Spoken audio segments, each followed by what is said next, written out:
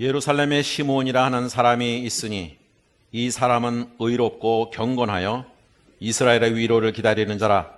성령이 그 위에 계시더라. 그가 주의 그리스도를 보기 전에는 죽지 아니하리라 하는 성령의 지시를 받았더니 성령의 감동으로 성전에 들어가매 마침 부모가 율법의 관례대로 행하고자 하여 그 아기 예수를 데리고 오는지라. 시므온이 아기를 안고 하나님을 찬송하여 이르되 주제여 이제는 말씀하신 대로 종을 평안히 놓아 주시는도다. 내 눈이 주의 구원을 보았사오니 이는 만민 앞에 예비하신 것이요 이방을 비추는 빛이요 주의 백성 이스라엘의 영광이니이다 하니 그의 부모가 그에 대한 말들을 놀랍게 여기더라. 아멘. 2000년 전 아기 예수께서 이 땅에 오셨을 때 부모인 요셉과 마리아 외에 아기 예수를 목격한 인물들은 마태복음 2장에 나오는 동방박사들과 누가복음 2장에 나오는 목자들이었습니다. 우리가 잘 아는 성탄절하면 생각하는 나는 두 사람들, 동방박사와 또 목자들이죠. 그런데 이들 외에 아기 예수를 본 또 다른 인물들이 누가복음 2장 후반부에 나오는데요. 한 사람은 시므온이라는 사람이고 또 다른 한 사람은 84세나 된 안나라는 선지자였어요. 오늘은 이 아기 예수를 만났던 세 번째 인물인 시므온에 대해서 살펴보려고 합니다. 시므온이 아기 예수를 본 시점, 언제 보았느냐에 대해서 오늘 본문 바로 앞부분인 22절 이하는 이렇게 말합니다. 모세의 법대로 정결예식의 날이 참에 아기를 데리고 예루살렘에 올라가니 이는 주의 율법에 쓴 바 첫 해에 처음 난 남자마다 주의 거룩한 자라 하리라 한 대로 아기를 죽게 드리고 또 주의 율법에 말씀하신 대로 산비둘기 한 쌍이나 혹은 어린 집비둘기 둘로 제사하려 함이더라. 요셉과 마리아가 아기 예수를 데리고 예루살렘에 올라갔는데요. 그 올라간 때는 정결예식의 날이 끝난 때다. 정결예식의 날이 끝난 때에 예루살렘에 아기 예수를 데리고 갔다. 한데 이 정결예식에 대한 말씀은 레위기 12장에 나오는 말씀인데요. 제가 잠깐 읽을게요. 여호와께서 모세에게 말씀하여 이르시되 이스라엘 자손에게 말하여 이르되 여인이 임신하여 남자를 낳으면 그는 이래 동안 부정하리니 곧 월경할 때와 같이 부정할 것이며 8째 날에는 그 아이의 포피를 벨 것이요 그 여인은 아직도 33일을 지나야 산열이 깨끗하리니 정결하게 되는 기한이 차기 전에는 성물을 만지지도 말며 성소에 들어가지도 말 것이며 아들이나 딸이나 정결하게 되는 기한이 차면 그 여인은 번제를 위해서 1년 된 어린 양을 가져가고 속죄제를 위하여 집비둘기 새끼나 산비둘기를 회막문 제사장에게 가져갈 것이요. 그러니까 오늘 마리아와 요셉이 산비둘기 한 쌍과 어린이 집비둘기 둘로 제사하러 올라갔다. 이건 레위기에 그대로 따라서 올라간 거고 아기를 낳은 지 40일째가 되는 날 올라간 거예요. 그러니까 예수께서 탄생하신 지 40일 후에 아기 예수를 데리고 예루살렘 성전으로 가서 속죄 제물을 드리러 이제 올라온 거죠. 동방박사와 목자들은 아기 예수가 태어난 직후에 아기 예수를 보았다면 누가복음 2장에 나오는 시므온과 여선지자 안나는 아기가 태어난 지 40일 후에 아기 예수를 만난 거죠. 시점의 차이가 좀 있습니다. 동방박사와 목자들은 그 아기 예수를 말구유에 누인 아기 예수를 보았다면 시므온과 안나는 예루살렘 성전 안에 있는 아기 예수를 만난 거예요. 40일 후에. 자, 오늘은 이 예루살렘 성전이라는 장소에서 태어난 지 40일째 되었었던 아기 예수, 그 아기 예수를 만난 시므온에 대한 말씀을 좀 살펴보려고 합니다. 이 시므온이라는 인물이 도대체 어떤 인물이기에 그가 아기 예수를 직접 만난 축복을 받았을까? 오늘 본문의 시작인 25절은 시므온에 대해서 이렇게 말씀합니다. 예루살렘에 시므온이라는 사람이 있으니 이 사람은 의롭고 경건하여 이스라엘의 위로를 기다리는 자라. 성령이 그 위에 계시더라. 자, 시몬에 대해서 오늘 본문이 이렇게 말하죠. 의롭고 경건하며 이스라엘의 위로를 기다리는 자이며 성령이 그 위에 계신 자다. 의롭고 경건하다 하는 것은, 의롭다 하는 것은 어떻게 보면 도덕적인 거죠. 사람들에 대한 거고, 경건하다 하는 것은 하나님에 대한 것으로 하나님에 대해서 참 신실하다. 종교적으로도 도덕적으로도 참 올바른 사람이 바로 시몬이었다는 말이고요. 그 다음에 나오는 것이 참 의미 있는 표현이에요. 그는 누구냐? 이스라엘의 위로를 기다리는 자다. 이스라엘의 위로를 기다리는 자가 시몬이다. 이스라엘의 위로라는 것은 이게 뭐겠습니까? 말 그대로 이스라엘 백성들에게 위로가 되는 것. 이스라엘의 위로, 이스라엘 백성의 위로가 되는 것은 뭐예요? 메시아의 탄생입니다. 지금 로마 압제하에 있는 이 고통받는 이스라엘 백성을 위로할 수 있는 것은 다른 게 없어요. 메시아가 오시는 겁니다. 현대인의 성경이 이렇게 번역했어요. 시몬은 이스라엘의 위로가 되실 그분을 간절히 기다리고 있었다. 이스라엘의 위로가 되실 그분, 이스라엘의 위로가 되실 그분은 메시아, 예수죠. 그를 시몬은 간절히 기다리고 있었다. 그러니까 시몬은 어떤 사람이냐? 메시아를 보기를 간절히 기다리고 살았던 인물입니다. 참 이건 귀한 태도인데, 모든 이스라엘 백성이 메시아를 기다렸죠. 그러나 모든 이스라엘 백성이 똑같이 간절한 마음으로 메시아를 기다린 건 아니에요. 그렇죠? 다 기다리긴 하죠. 그러나 자기들 생활에 다 정신이 없고 하다 보니까 그냥 또 생각나면 기다리고 이렇게 했겠지만, 시몬은 그 강도가 유달리 간절했던 사람이다. 그런 의미입니다. 누가가 시몬을 이스라엘의 위로를 기다리는 자라고 했다는 것은 시몬이 얼마나 주님을 만나기를 간절히 기다렸는가 하는 것을 알 수 있는 한 말씀이라고 할 수 있습니다. 또 하나, 시몬이 어떤 사람인가 할 때 25절에 또 나오죠. 25절 전체를 다시 보면요. 예루살렘에 시몬이라는 사람이 있으니 이 사람은 의롭고 경건하여 이스라엘의 위로를 기다리는 자라. 성령이 그 위에 계시더라. 자, 마지막 네 번째 특징이에요. 성령이 그 위에 계셨다. 근데요, 그 다음 26절 볼까요? 그가 주의 그리스도를 보기 전에는 죽지 아니하리라 하는 성령의 지시를 받았더니, 자, 성령이 그 위에 계셨는데 그뿐 아니라 성령께서 뭐라고 시몬에게 지시를 하셨냐면, 너는 메시아를 보기 전에는 죽지 않을 거다라는 지시를 또 받았어요. 그 다음 절 27절 볼까요? 성령의 감동으로 성전에 들어가매 마침 부모가 율법의 관례대로 행하고자 하여 그 아기 예수를 데리고 오는지라.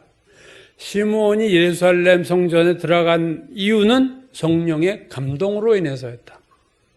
그러니까 시므온은 성령이 그 위에 계신 자요, 성령의 지시를 받은 자요, 성령의 감동이 있는 자였다. 누가복음에 성령이라는 단어가 16번 나오는데요. 한 인물에 대해서 성령이란 단어를 3번이나 사용한 경우는 시몬밖에 없어요. 그 유명한 세례 요한과 처녀 마리아와 세례 요한의 부모인 사가랴와 엘리사벳도 성령이란 말을 하는데 다 한 번밖에 사용 안 했어요. 근데 이 시몬에 대해서만 그 16번의 성령이라는 언급 중에서 3번이 시몬에 대해서 사용하고 있다 하는 것은 이 시몬이라는 사람이 성령의 사람이라는 거죠. 성령을 되게 지금 누가가 시몬에 대해서 강조를 하고 있습니다. 이 3번이 나오는데요. 성령이 그 위에 계셨고, 성령이 지시를 하셨고, 성령의 감동이 있었다 하는데, 이 3번에 나오는 성령이 하나의 일종의 연속성을 갖고 있어요. 먼저 메시아를 간절히 기다리는 시몬 위에 성령이 계셨어요. 어떤 정적인 상태죠. 그 위에 계셨어요. 근데 어느 순간 성령이 지시를 하십니다. 너 그렇게 간절히 기다리고 있는데 너 죽기 전에 메시아를 볼 거야 라는 지시를 받았어요. 자, 한 단계 더 나간 거죠. 성령이 위에 계셨다가 지시를 했어요. 그 다음에 뭐예요? 아기 예수가 40일 만에 예루살렘 성전에 들어왔을 때 성령의 감동이 생겨서 그 아기 예수를 보러 시몬이 들어갔다는 거예요. 예루살렘 성전에. 그러니까 이 모든 아기 예수를 만나는 과정, 시몬이 아기 예수를 만나는 모든 과정에서 성령이 적극적으로 주관하시고 개입하셨다는 거예요. 그 위에 계셨던 성령, 시몬 위에 계셨던 성령, 그가 너 그렇게 기다리는, 이스라엘의 위로를 기다리는 너에게 너는 위로를 받을 거야 지시를 하셨고, 자, 지금 들어가면 만날 수 있다 하고 또 감동을 주셔서 아기 예수를 만난 거죠. 성령의 사람입니다. 참 귀한 인물이죠. 이름이 여기만 나오는 참 사람이지만 이 사람이 어떤 사람인지 자세한 맥락이 하나도 없지만 참 귀한 사람이었다. 자, 이제 아기 예수를 만났어요, 시몬이. 자, 그가 어떤 반응을 했는가에 대해서 28절부터 32절까지 나오죠. 시몬이 아기를 안고 하나님을 찬송하여 이르되 주제여 이제는 말씀하신 대로 종을 평안히 놓아주시는도다. 내 눈이 주의 구원을 보았사오니 이는 만민 앞에 예비하신 것이요 이방을 비추는 빛이요 주의 백성 이스라엘의 영광이니이다 하니. 자, 이게 이제 뭐예요? 하나님을 찬양하고 있습니다. 시므온의 찬양이에요. 오늘 본문의 대부분이 시므온의 찬양입니다. 아기 예수 탄생에 대해서는요, 사복음서 중에서 마태와 누가만 기록하고 있어요. 마가복음과 요한복음은 이 탄생에 대한 얘기가 없죠. 근데 마태와 누가복음만이 아기 예수의 탄생을 기록했는데 그 중에서도 누가복음에만 나오는 마태복음과도 구별되는 누가복음만의 특징이 있습니다. 아기 탄생에 대해서. 그것은 뭐냐면 누가복음에는 아기 예수에 대한 찬양이 나온다는 거예요. 무려 1장과 2장에 아기 예수에 대한 찬양이 4번이나 나옵니다. 그러니까 4개의 찬송이 나와요. 누가복음에. 이 4개의 찬양이 라틴어로 다 이렇게 언급이 되어 있는데요. 누가복음 1장에 마리아의 찬양, 내 영혼이 주를 찬양하며 이렇게 시작된 마리아의 찬양, 그걸 마그니피카트라고 그래요. 라틴어를 따서. 두 번째, 세례요한의 아버지인 제사장 사가랴의 찬양이 1장에 나오는데 그것은 찬송받으소서 주 이스라엘의 하나님이여 하고 이렇게 찬양이 시작되는데 사가랴의 찬양이 베네딕투스, 찬양받으소서라는 첫 글자의 그 라틴어예요. 세 번째 찬양은 누가복음 2장에 우리가 잘 아는 유명한 천사들의 찬양이 나오죠. 영광송이라고 하고 The Gloria in Excelsis Deo, 우리가 이따가 부를 찬양, 마지막 부를 찬양이 이 찬양인데요. 천사들의 노래가 하늘에서 들리니, 이 찬양이 이 천사들의 찬양이거든요. 세 번째 찬양이 나오고, 그 다음에 오늘 마지막 시몬의 찬양, 주제여 이제는 말씀하신 대로 종을 평안히 놓아주시는도다. 첫 글자가 눅 디미티스라고 하는 라틴어입니다. 그래서 이 찬양을 눅 디미투스라고 그래요. 시몬의 찬양을.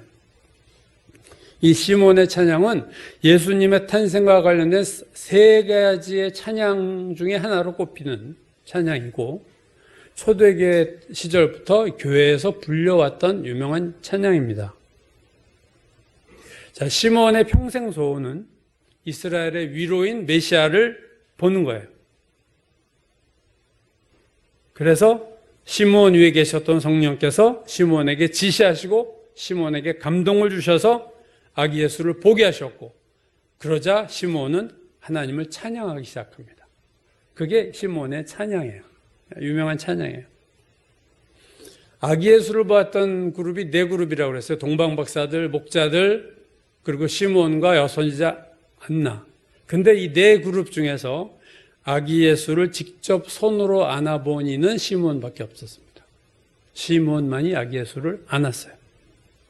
다른 그룹은 이렇게 보고 찬양하고 예물 드리고 가고 뭐 이러고 말았죠.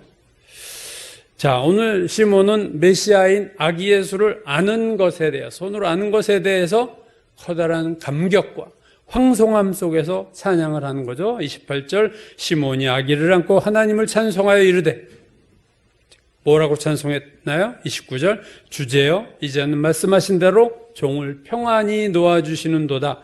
이제는 놓아주시는도다. 이게 눅 디미티스예요. 이 말이. 이제는 놓아주시는도다. 눅 디미티스.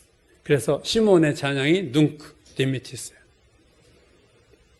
29절에 나오는 시몬의 찬양, 주제여 이제는 말씀하신 대로 종을 평안히 놓아주시는도다. 공동 번역이 이렇게 번역했어요. 주여 이제는 말씀하신 대로 이 종이 평안히 눈을 감게 됐습니다. 이제는 놓아주시는도다. 이 말의 의미는 내가 이제 메시아를 만났으니 지금 죽어도 여한이 없다. 그 말이에요, 여러분. 나 지금 죽어도 좋아. 이게 시몬의 찬양의 시작이에요.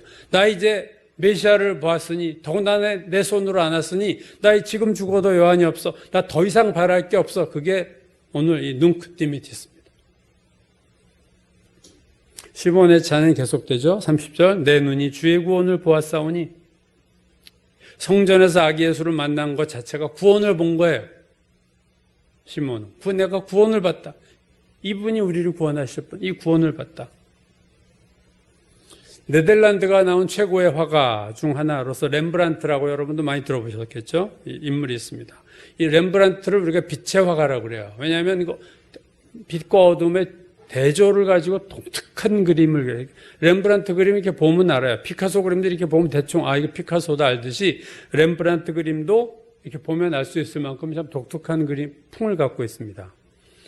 이 렘브란트는요, 젊어서부터 천재적인 재능을 인정받았던 인물이에요. 그러니까 미술계의 센세이션을 일으켰던 네덜란드 당시에. 그래서 아주 젊은 최고의 화가. 그래서 성공하고요. 부와 명예도 얻고 명문가의 딸과 결혼도 합니다. 아주 잘 나갔어요. 그래서 초상화를 그려주는데 그걸로 엄청난 돈을 벌었습니다. 렘브란트가 그린 초상화로. 근데 그러다가 이거 매일 카피하듯이 그리는 게 싫어가지고 렘브란트가 나만의 그림을 그리겠다.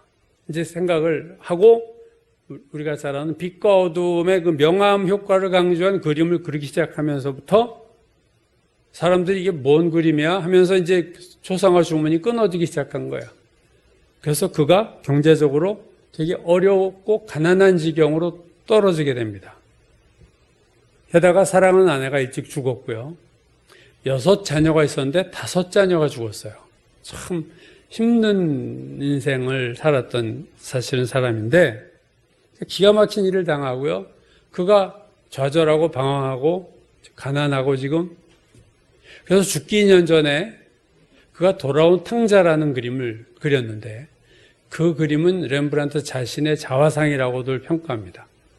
내가 이제 하나님께 돌아온 거예요. 돌아온 탕자. 자식 5 죽고 아내 일찍 죽고 낙이 없고 그림 안 팔리고 그래서 막 세상을 방황하다가 60이 넘어 하나님 앞에로 돌아왔는데 그게 자기가 탕자 같다 생각해서 돌아온 탕자라는 그림을 죽기 2년 전에 그렸어요. 그리고 바로 죽기 직전까지 그린 그림이 하나 있는데 그게 아기 예수와 시몬이라는 그림입니다. 사실은요, 렘브란트는 이 시몬이 아기 예수를 만나는 그림을 평생 동안요 무려 4번이나 그렸어요. 4번. 한 화가가 한 제목과 한 인물을 4번 그린다는 건 정말 어려운 거죠. 근데 이 렘브란트는 이 아기 예수와 시몬이라는 그림을 4번이나 그렸는데요. 한번 그림 보시죠. 제가 3개를 올려놨습니다. 제일 왼쪽 게 아기 예수와 시몬이고요. 1628년, 그다음 3년 후 또 그렸어요. 자, 첫 번째 그림을 보시면 22살 때 그린 건데 이렇게 손을 들고 서 있는 여자가 여선지자 안나예요. 그러니까 여기서 딱 보면 벌써 초점이 안나가 되게 클로즈업 되는 것을 볼 수 있어요. 면적이 되게 넓고 정면으로 나와 있죠. 근데 3년 후에 그린 2번째 그림 보면은요, 안나가 등으로 이제 얼굴이 안 보이고 그 대신 빛이 아기 예수와 시몬에게로 또 마리아 쪽으로 이렇게 환하게 비추고 있어요. 근데 이건 멀리서 그린 그림이라서 얼굴 표정이나 이런 게 잘 나타나질 않죠. 그냥 아기 예수구나, 시몬이구나 이 정도인데요. 이 2번째 그림을 그린 지 38년이 지난 후 3번째 그림을 그렸는데 보시죠. 1669년. 이게 렘브란트가 죽은 해예요. 죽기 전에, 한 달 전에도 이 그림 그리고 있었던데, 여기에 보면 시므온의 얼굴 표정과 아기 예수의 얼굴 표정이 자세히 나타나 있습니다.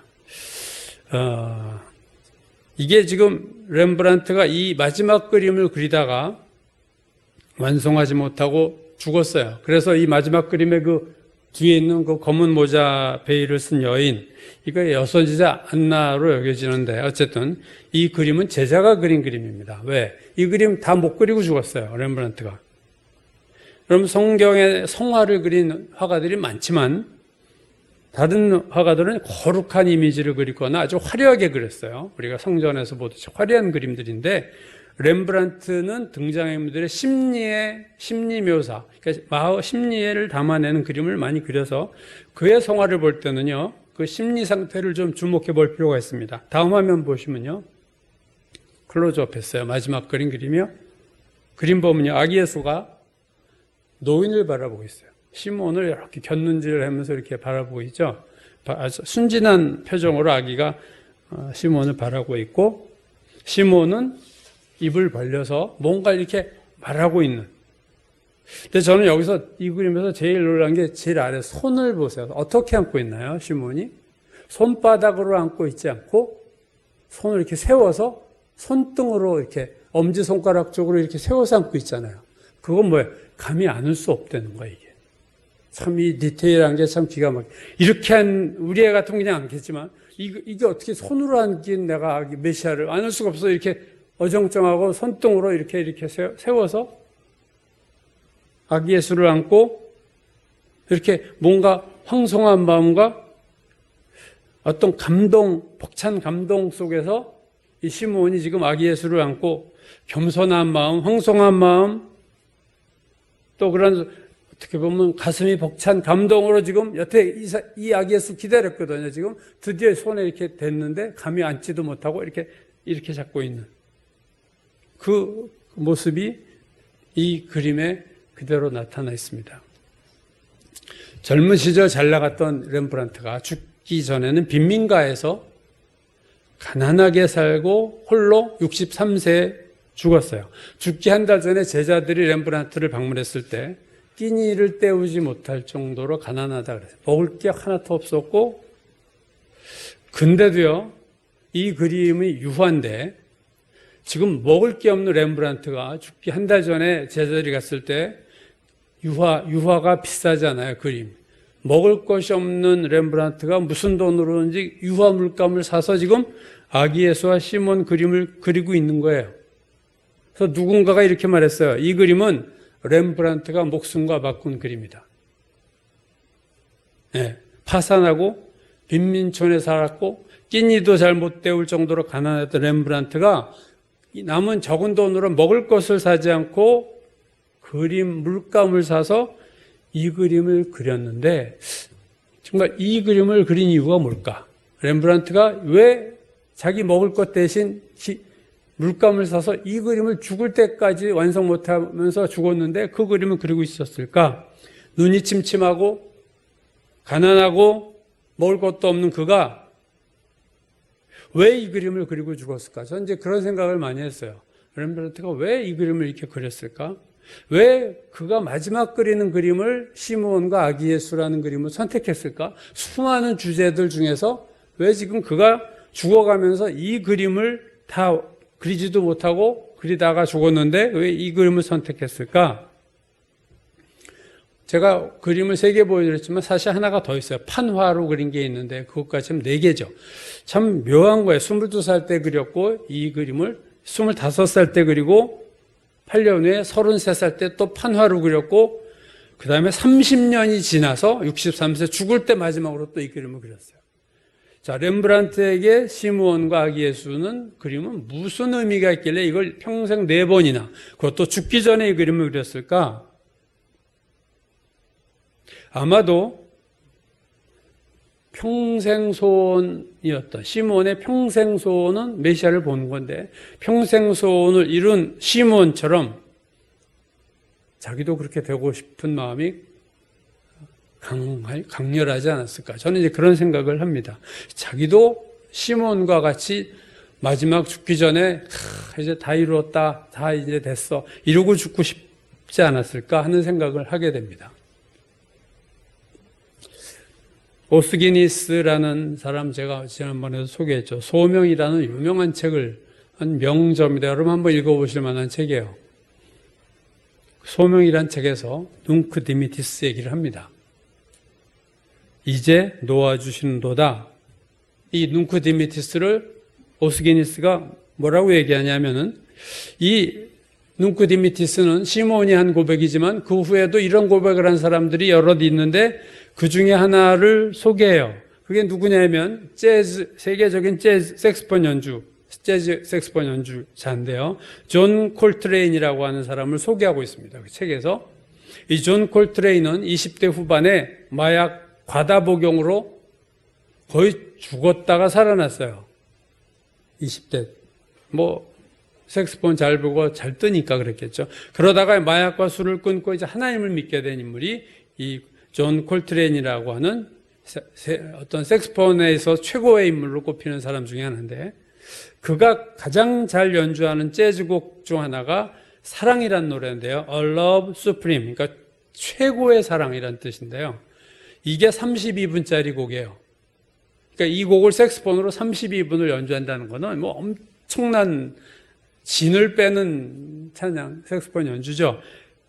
근데 이 존 콜트레인이 이 사랑이란 노래, A Love Supreme, 지고의 사랑, 최고의 사랑이란 노래를 하나님께 바친 곡인데요. 이 곡을 그가 다 연주한 다음에 무대에서 내려와 색스폰도 이렇게 내려놓은 후에 딱 한마디 말을 했대요.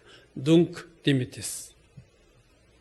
오늘 시몬이 했던 이 말을 이 최고의 재즈 연주가가 이 얘기를 했어요. 뭐예요? 이젠 죽어도 좋다. 이 곡을 연주했는데, 내가 하나님을 위해서 32분 동안 이 곡을 연주했는데, 눅크 디미티스, 나 이제 죽어도 좋아. 너무 행복해. 더 바랄 거 없어. 오스기니스가 그 책에서 이렇게 말합니다. 콜트레인은 이 곡을 그때보다 더 완벽하게 연주할 수는 없었으리라고 느꼈다. 그의 전생애가, 콜트레인의 전생애가 이 열정적인 32분의 재즈 기도, 이 오스기니스는 이거를 재즈 연주라고 하나 재즈 기도라고 그랬어요. 이 재즈 기도를 위한 것이었다. 그의 전생애가 이 32분간의 재즈 기도를 위한 것이었다. 그렇게 말을 해도 그만한 가치가 있는 것이었고, 그는 이제 떠날 준비가 되어 있었다. 콜트레인은 나 이제 죽어도 좋다, 그런 거죠. 이 콜트레인이 일찍 죽어요. 한 40 정도에 죽는데 이 눅크 디미티스를 하고 죽은 거죠. 이 오늘 시몬의 기도 주제요, 이제는 나를 놓아주소서, 이 말은 자신의 일생의 목적을 성취한 사람만이 할 수 있는 고백이에요. 나 이제 더 바랄 것이 없어. 여러분, 이 고백을 하는 건 저는 되게 행복하다고 생각했어요. 이 설교를 준비하면서도 그래, 이 세상 떠날 때 내가 주제요, 더 이제 바랄 게 없습니다, 이렇게 고백을 하고 죽으실 때 얼마나 그게 행복한 죽음입니까? 뭔가 아쉬움이 있고 더 살고 싶은데 이러고 죽는 게 아니라, 주제요, 이제는 나를 놓아주소서, 이제는 죽어도 좋습니다. 이 고백을 언제 했다고요? 아기 예수를 보고. 참 의미 있는 찬송이다. 시몬이 오늘 아기 예수를 보고 아기 예수를 안고서 주여 이제는 나를 놓아주소서 라고 말했다는 것은 시몬의 일생의 목적이 메시아를 만나는 것이었다는 것을 알 수 있어요. 그는 이게 목적이었어요. 메시아를 한번 보고 죽는 게 일생의 목적인데, 성령의 감동으로 드디어 아기 예수를 보는 순간, 아, 이분이구나. 그걸 알고 눅크 디미티스, 주님, 이제 저는 죽어도 좋습니다. 저는 이제 제 인생의 소원을 다 이루었습니다. 렘브란트도 평생 4번이나 시몬의 그림을 그렸다. 죽기 직전까지도 이 그림을 그렸다는 것도 렘브란트의 평생 소원이 시몬과 같은 자가 되고 싶다는 것이 아니었겠어요? 탕자 그림을 죽기 2년 전에 그렸다고 그랬죠. 자기의 자화상입니다.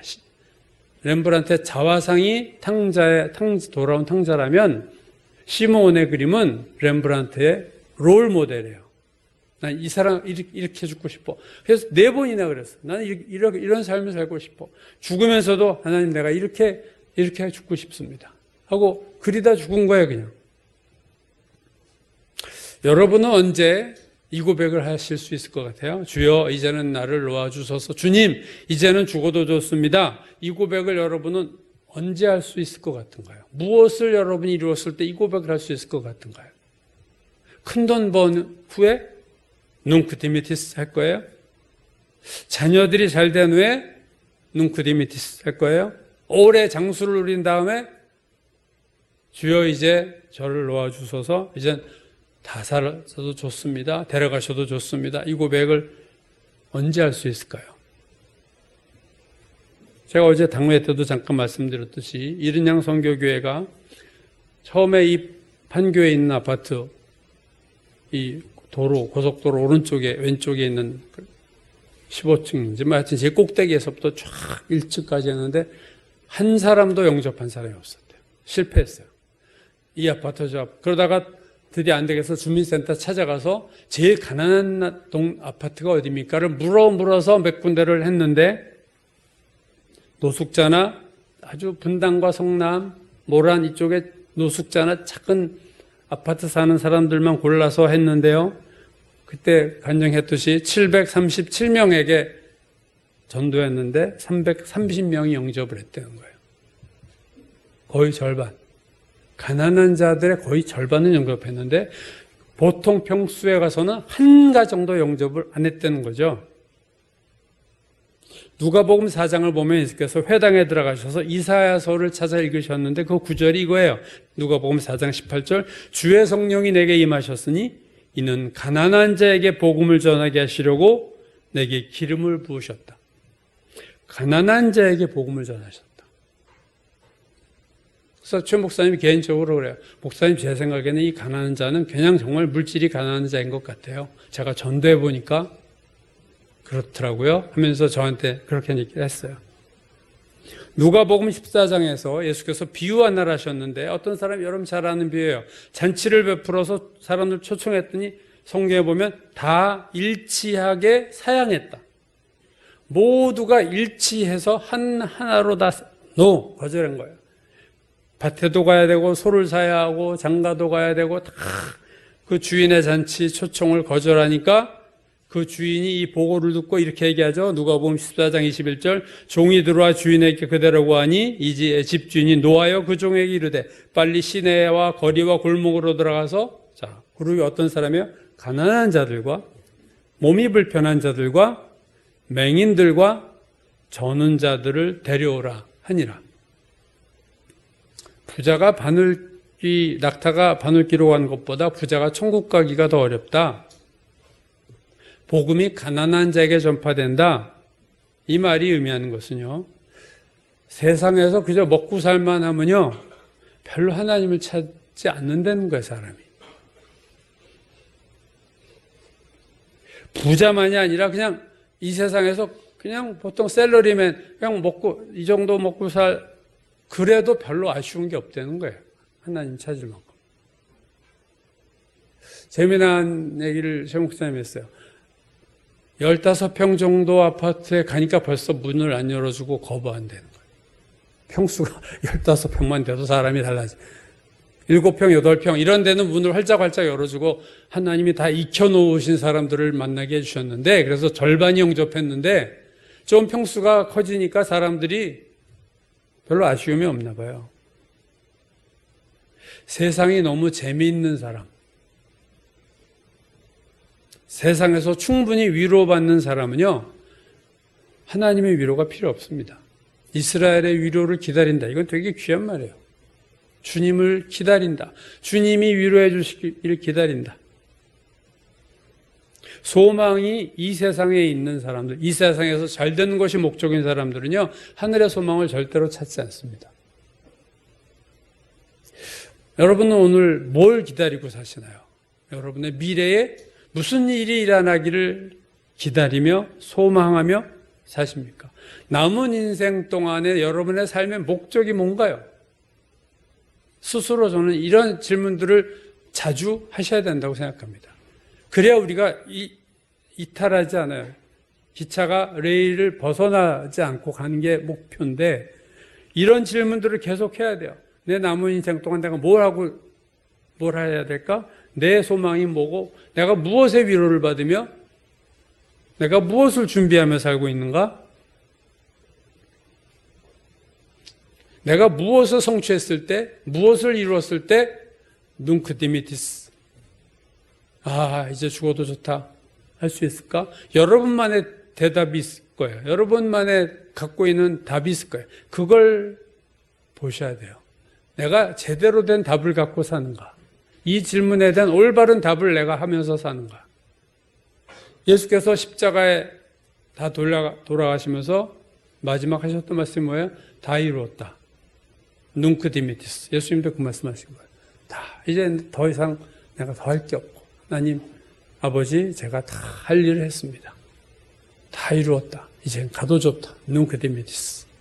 사도 바울 달려갈 길 다 달리고 선한 싸움 다 싸우고 믿음을 지켰다. 눅 디미티스. 나 이제 가도 좋아. 제 소원도 이렇게 가고 싶은 거예요. 하나님 앞에 갈 때 제가 뭔가 세상에 미련 하나도 두지 않고 하나님 감사합니다. 이제 정말로 주님 이제 더 죽어도 여한이 없습니다. 그러고 죽어야 되지 않겠어요? 나 더 살고 싶은데 이러다가 두고 나온 재산을 이걸 어떻게 내가 우리 가족들 이루고 죽을 수는 없다고 저는 생각해요. 그렇게 죽고 싶지 않아요. 시므온의 인생의 목적은 메시아를 만나는 것이었고 그래서 평생 이스라엘의 위로를 기다리고 살았고 그걸 위해서 기도하고 살았고 드디어 성령의 인도하심을 따라 성령의 감동에 의해서 성전에 들어가서 아기 예수를 봤을 때 그는 평생 소원이 이루어진 거예요. 감동과 감격과 감사로 가득한 시몬은 감히 손바닥으로 아기 예수를 안지도 못하고 이렇게 세워서 손에다 두고 떨리는 목소리로 찬양을 한 거예요. 주제여, 이제는 나를 놓아주시는군요. 제 소원을 이루어주셨군요. 저 이제 가도 이젠 상관이 없습니다. 더 바랄 것 없습니다. 이제 이 종이 평안히 눈을 감게 됐습니다. 이 기도를 지금 이 찬양으로 하는 것이 오늘 시몬의 찬양입니다. 2000년 전에 이스라엘의 위로는 시므온의 위로는 처음 오시는 아기 예수로 오는 예수님이에요. 오늘날 21세기를 사는 우리들을 위한 이스라엘의 위로는요, 재림하시는 주님이세요. 시므온에게는 메시아 외에 그를 위로할 게 이 세상에 없었어요. 이 세상에 어떤 것도 그에게 위로가 되지 않았습니다. 그에게 진정한 위로는 메시아를 만나는 것만이 진정한 위로인 거예요. 주님의 재림이 가까운 오늘날을 사는 마지막 시대 성도들이 어떠한 신앙이 되어야 하는가라고 물을 때 정답은 다시 오실 주님을 기다리는 거예요. 그 소원이 강렬한 거예요. 여러분 아무리 예수를 오래 믿었고 아무리 성경을 많이 알고 아무리 기도를 많이 하고 여러분 소용없어요. 아무리 기도를 많이 하고 성경 지식이 많고 예수 오래 믿어도 세상 것이 위로가 되고 세상 것에 배부르고 그거는요 그의 신앙에 뭔가 잘못된 거예요. 주님의 오심과 주님을 만나는 것이 별 관심이 없고 그저 이 세상에서 잘 되는 것이 목적이라면 그가 무슨 제자 훈련을 받고 무슨 은사가 있고 아무 소용이 없는 거예요. 여러분 모태신앙 다 소용없는 거예요. 예수 몇십 년 믿은 거 다 소용없어요. 건강한 신앙, 올바로 사는 신앙, 이거 여러분 쉽지 않습니다. 여러분이 구하는 위로는 어떤 위로입니까? 사람이 주는 위로를 구하세요? 세상 즐거움의 위로를 구하세요? 아니면 돈의 위로를 구하세요? 아니면 시몬처럼 주님의 위로를 구하고 있습니까? 내가 무엇으로 위로받기 원하는가? 내 소망이 무엇인가? 이게 그 사람의 수준이에요, 여러분. 그 사람의 신앙의 현주소입니다. 내가 무엇으로 위로받고 싶어? 난 주님의 위로를 받고 싶어. 사람들이 위로해줘도, 그거 사람의 위로로 만족하고 됐어. 주님의 위로 필요 없어. 그거는요. 뭔가 우리가 잘못 알고 있는 거예요. 우리의 신앙이 어떠한 신앙이 되어야 되는가라는 물음에 대해서 사도 요한이 요한계시록 마지막 부분에서 이렇게 답을 했죠. 아멘, 주 예수여 오시옵소서. 이게 정답이에요. 시므온의 주여 이제는 저를 놓아주시는군요 라는 거나 아멘 주 예수여 오시옵소서 라는 거나 예수께서 다 이루었다 하신 거나 바울이 달려갈 길 다 마쳤다. 나 이제 미련 없다. 할 일 다 했다. 내 사명 다 했다 하는 거나 같은 거예요. 그리고 이렇게 죽을 수 있는 것이 제가 볼 땐 가장 복된 거예요. 여러분. 사고 없이 병 걸리지 않고 무사고로 집에서 조용히 죽는 것도 복이지만 사고를 당하고 무슨 일이 일어나건 그가 이런 마음의 상태로 죽을 수 있는 것이 최고의 복입니다. 오늘 우리가 구해야 될 신앙은요. 주님을 기다리는 신앙. 주님만이 나의 위로가 되는 신앙. 그 신앙이 가장 살아있는 신앙이요.